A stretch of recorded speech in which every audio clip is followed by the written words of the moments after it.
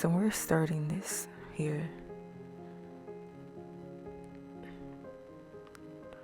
It's a new beginning. Right on time for spring. The spring equinox. It's 5:33 a.m. in the morning. Grand rising to everyone. Or good afternoon, good evening if you're in other parts of the world.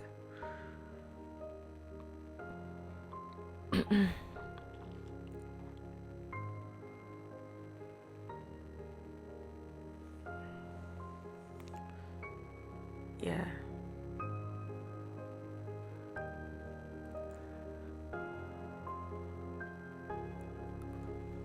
Let me just check that the volume is fine. Just a second. Alright, so I did make sure of the volume and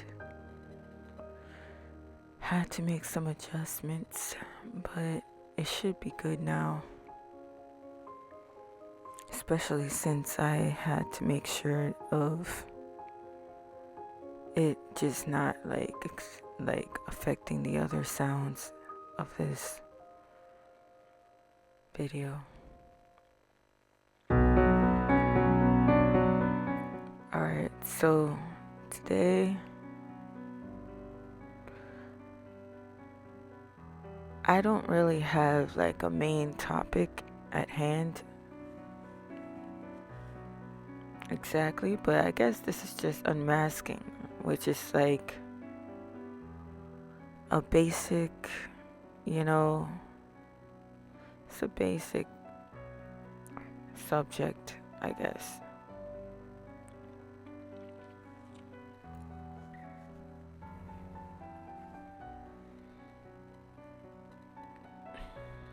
Alright, so I'm learning how to express again.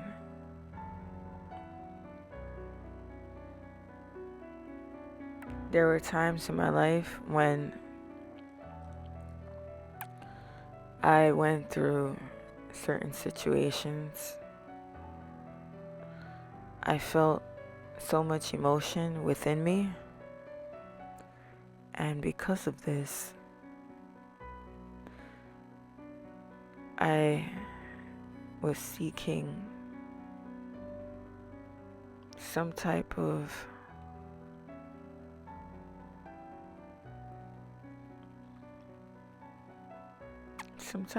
relief by talking to others. And as I was doing that, it caused me to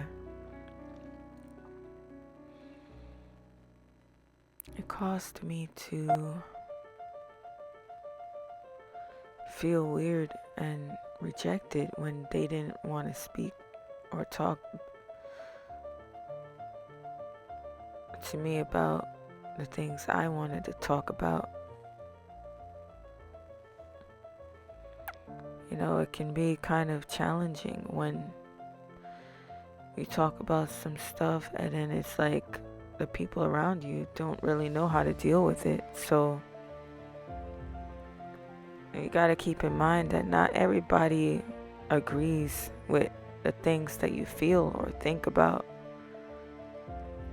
And I guess that may have been what was really not comfortable for other people. They may not have agreed or even known what it feels like to be in the situation that I was in. And I guess that's why therapists exist, because the average person may not even be able to even process the things that somebody may want to talk about.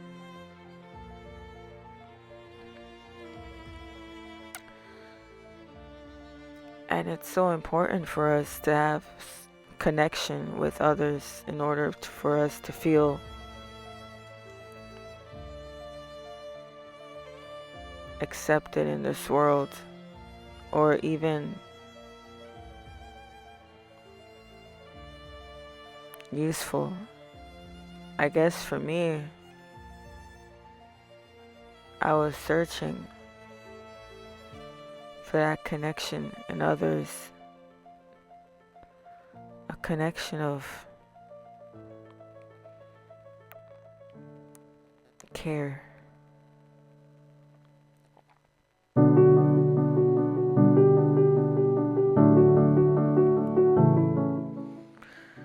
Care, love, patience, understanding, compassion. That's what I was looking for.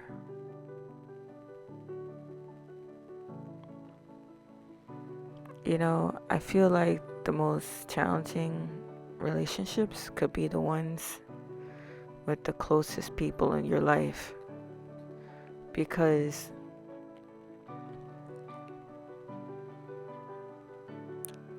as human beings, we may not be perfect. And if you're around somebody all the time, sometimes you might get tired of each other's, you know, you might get tired of the things that we do, you know, that each other does. And that's why we can't always be too close to others. We gotta have some time for ourselves too. Can't be clingy.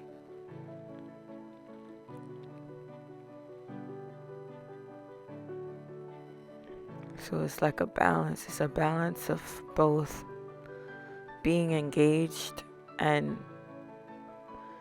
being kind of able to be alone and with ourselves. And I think after a while I mastered that, you know, being by myself. But then I went through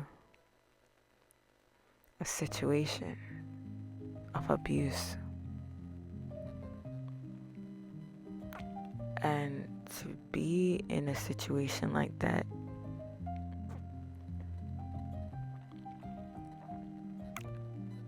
it's like not only do some abusers try to isolate you from your friends and family, but as they do that, it's like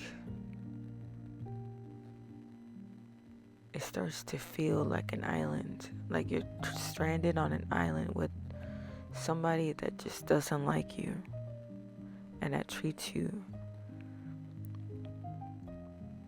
terribly. And when going through such a thing,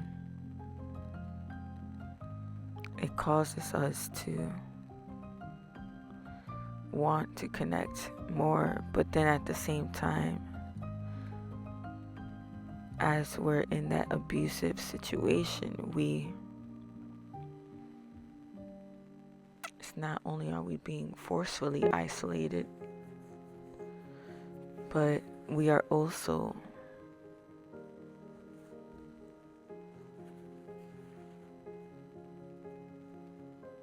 unable to really interact with others because we're having to deal with the drainage of our energies dealing with somebody that's abusive.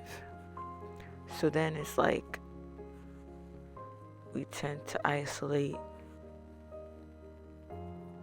not out of choice, but out of,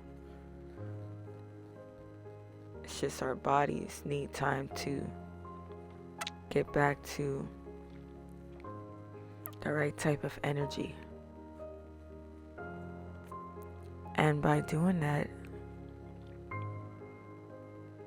it's like we become more and more dissociated because of being in such a situation.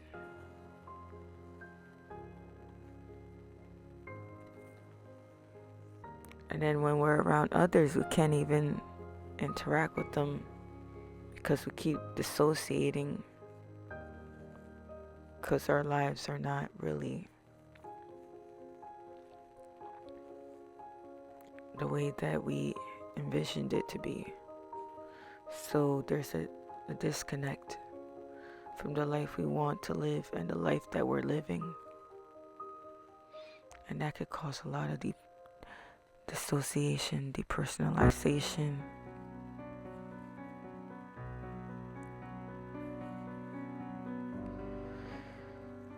And so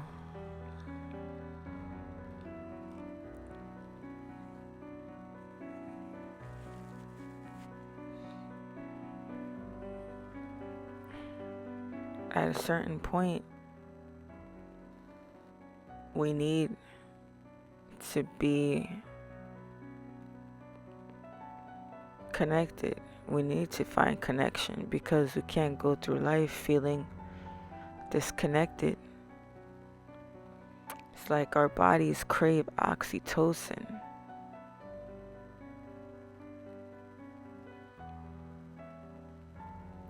But that oxytocin is not even being felt.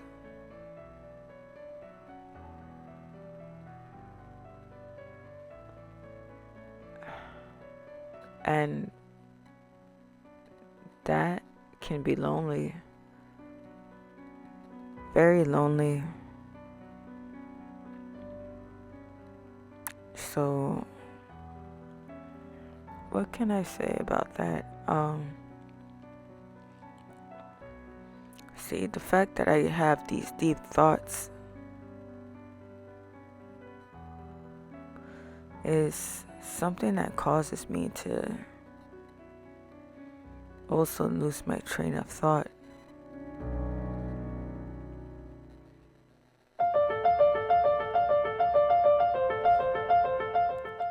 Having very deep thought like this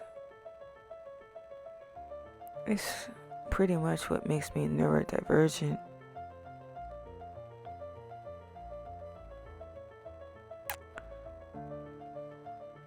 I think I should lower the volume because it's looking a bit orange when I speak.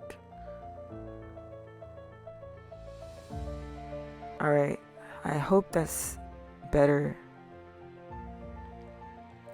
Not too loud, right? Just enough to hear me.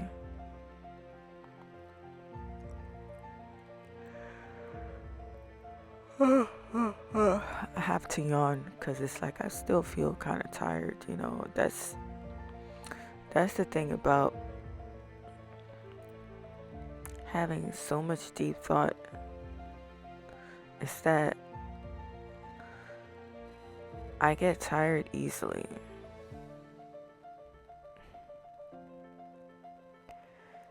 And life shouldn't be like so stressful like this, but part of it is really because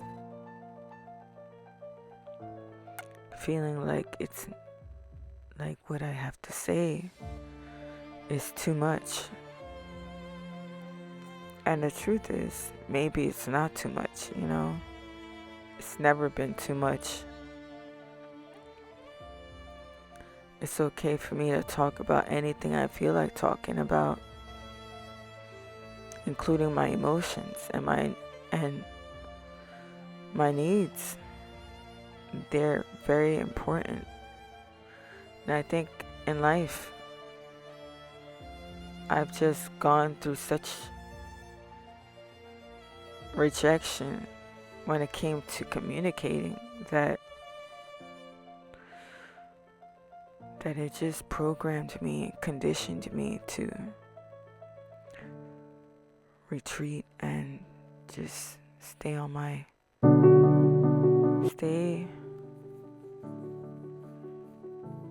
by myself.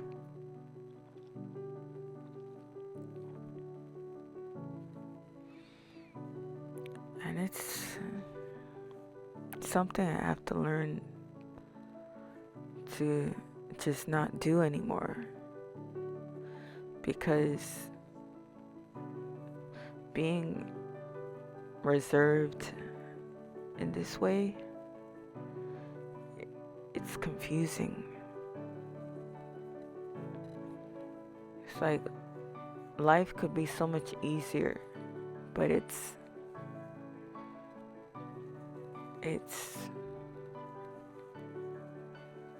made harder because of the lack of self-expression. It's like closed mouths don't get fed. And the more I feel that the more I speak about my needs and my feelings, the more I will eventually get exactly what I deserve in life and what I want.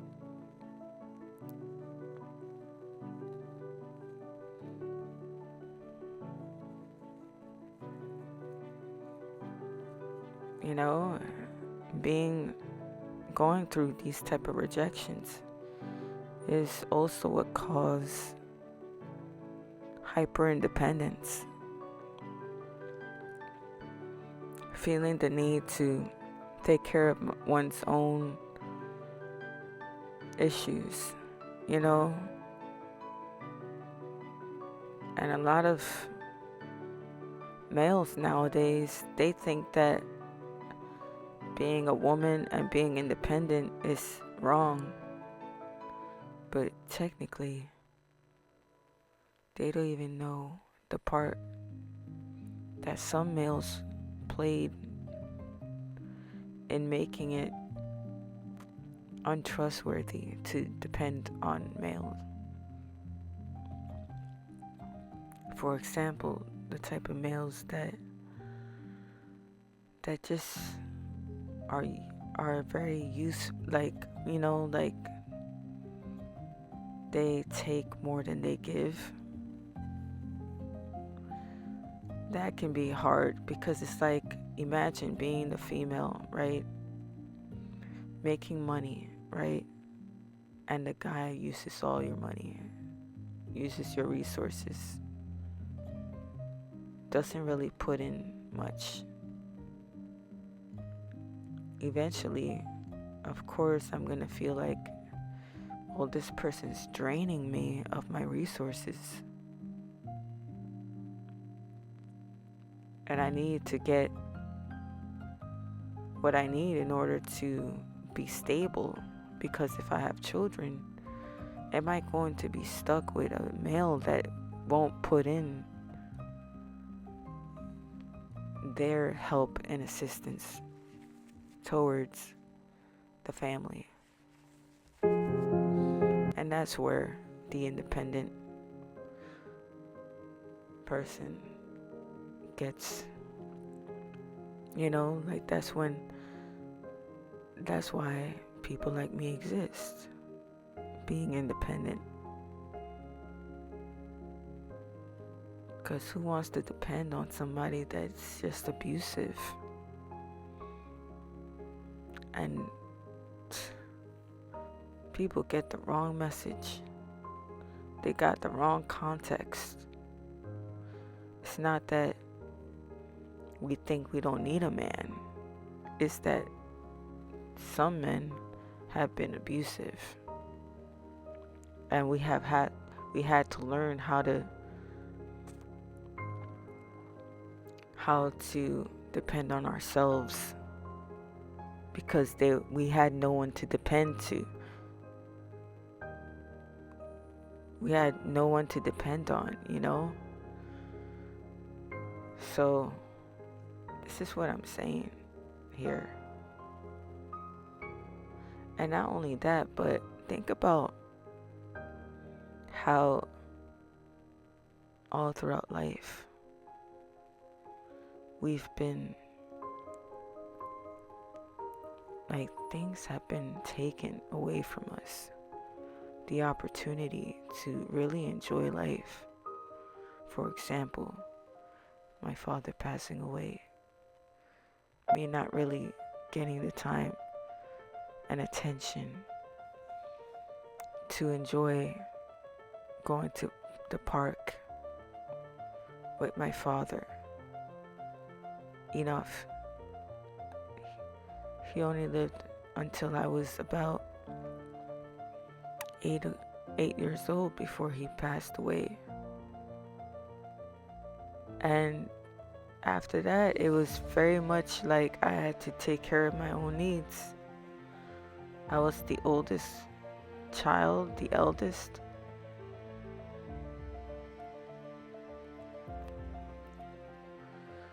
From my mother's side.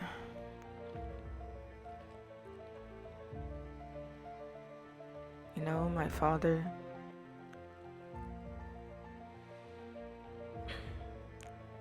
he had another family before he came to my mother and had a family, so, but I was still the eldest of that, of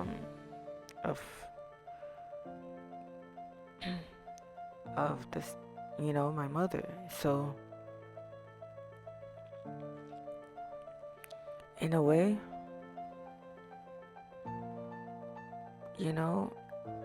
I had to be the first to go to college, the first to do what I had to do. So, what do you get when all the cards are stacked against you, Like, what do you get when it's just like that intense? You get someone like me. So,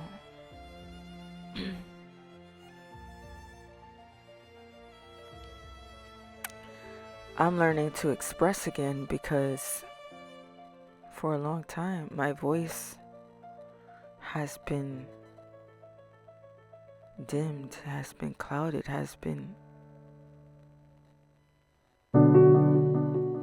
tucked away,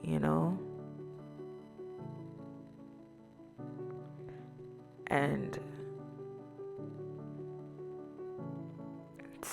I find it important to speak my mind because I was young before and did not know the importance of that. That's why it was so easy for me to be influenced by rejection. But now that I know the importance of it, I'm just basically learning how to express myself again. And that's pretty much what it's like for me as a person on the spectrum. It's stuff like that, and also just the fact that, like I said before in some of my previous videos, that as a child I was selectively mute. So I was very quiet, and it's like I tried to communicate and express myself, but it's like people didn't know that when I communicated, that was like a sacred moment, Like, it's like wow, I'm actually communicating. Like the girl who never talks is actually communicating. But instead of them accepting what I was talking about, I was rejected. So it was like, wow, okay. I make all that effort to communicate only to be rejected. So of course, that could feel very bad on somebody that has tried to actually express themselves. So, what else can I say right now? I'm really trying to learn different instruments. The piano, mainly, at the moment. I always wanted to learn the drums.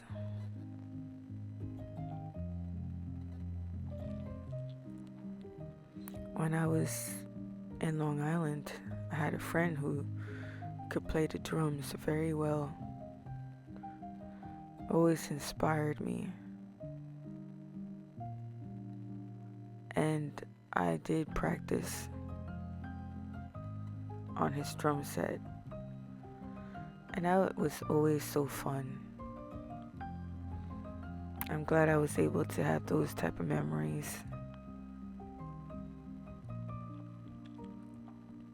Only thing is that when I lived out there in Long Island, it was very intense and very scary.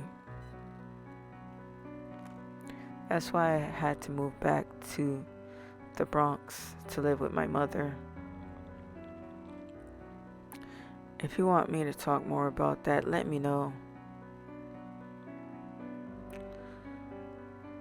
But yeah, like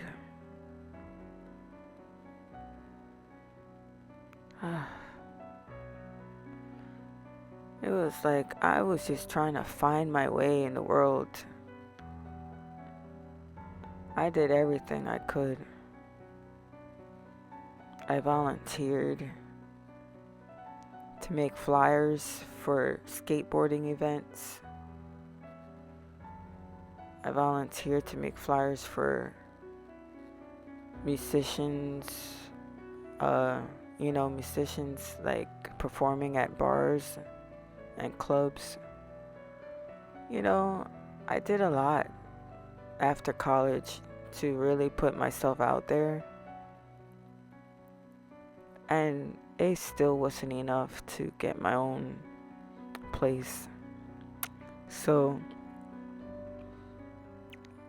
eventually I just came across the idea that yes, I had autism spectrum disorder because my communication abilities were not as strong as the average person because of different things that I was dealing with. And not just that, it was just I had a whole bunch of anxiety that was affecting me and my creative process. But I was doing my best every single day. I became very suicidal at a certain point because of that frustration of not feeling successful enough. And that's actually what led to me and that journey of getting a diagnosis. Because in the psychiatric industry, they were treating me like I was crazy. I needed to be medicated. But when I got a diagnosis of autism spectrum disorder, all of a sudden it was really just because of my neurology that made me different. Think different, do things differently. Doesn't mean that I didn't want to be successful or that I wasn't trying hard enough, or because my whole thing was truly about how I was putting all that work and still not getting where I wanted to be. So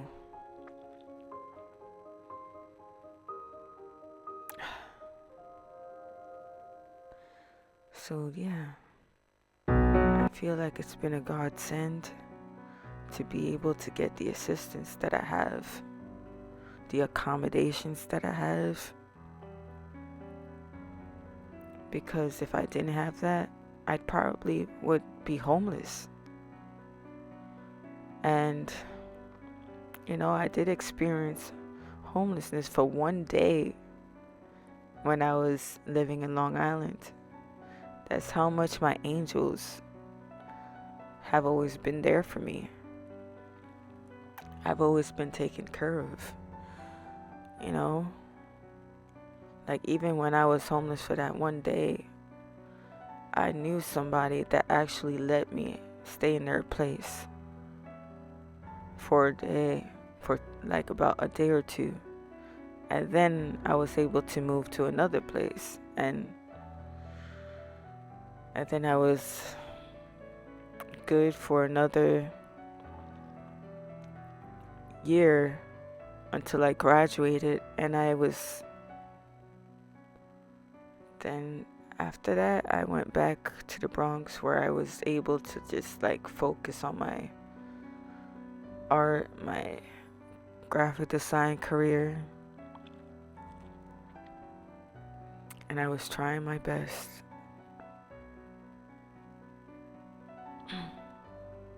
I was truly trying the best I could.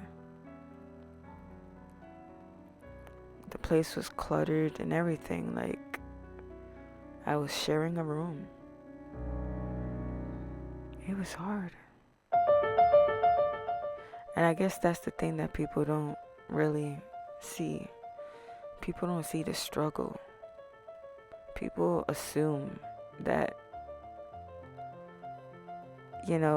being on the spectrum is like, sometimes people think being like this, like high functioning type of thing, is really like nothing, but it still has its struggles, especially because of many things, that including people that want to take advantage because of our quietness or lack of social skills. It's like we have to go through that, plus we have to go through our mental type of struggles and physical struggles. The fact that we tire easily and get overwhelmed or overstimulated.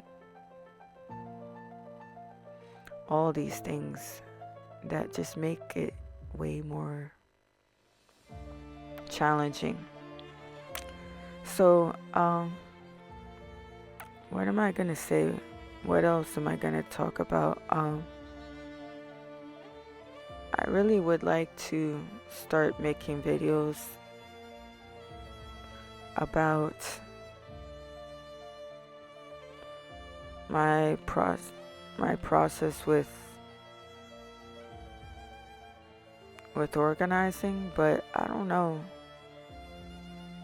I really don't know if I should do that, like how I should do it. I just know I gotta try more things. So, what else am I gonna say? I think I'm pretty much done with this video for now. Cause I don't know what else to talk about.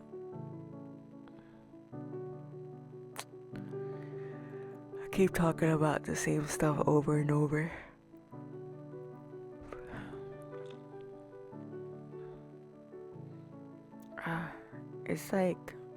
It's almost like trying to explain. And I know that they usually say, oh, you don't have to explain yourself. But in a way, explaining is another form of communication and another form of expression. And I feel like it's not that I'm trying to explain myself out of shame or guilt. I'm just trying to tell you my story.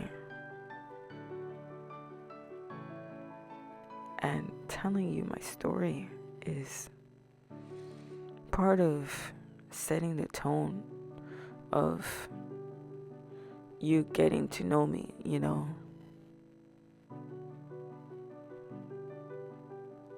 The more you get to know me, the more I'm able to connect with others.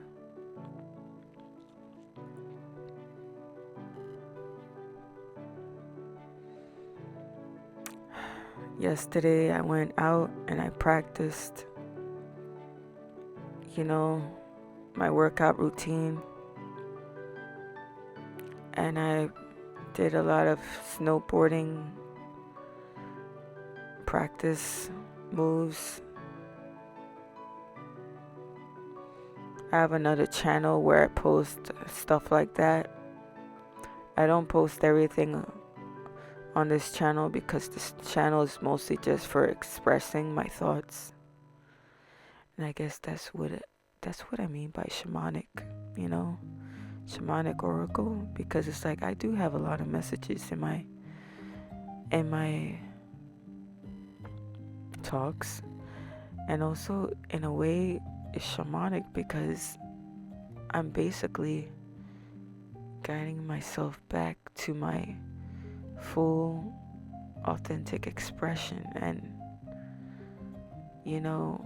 guiding myself to that higher self, that way I could feel more whole, more true, more real, more everything that I should be. Shamanic. Different aspects of myself have been lost through abuse, through difficult circumstances. And this is the place where I try to bring everything together again. So I hope that you enjoyed listening. And if there's anything you would like me to talk about more, please let me know in the comments. I will see you again soon, okay? I will be back again. Have a good one. Enjoy your day. Enjoy your afternoon or evening. I'll see you soon. Bye. Strength of Mind Shamanic Oracle. Signing out.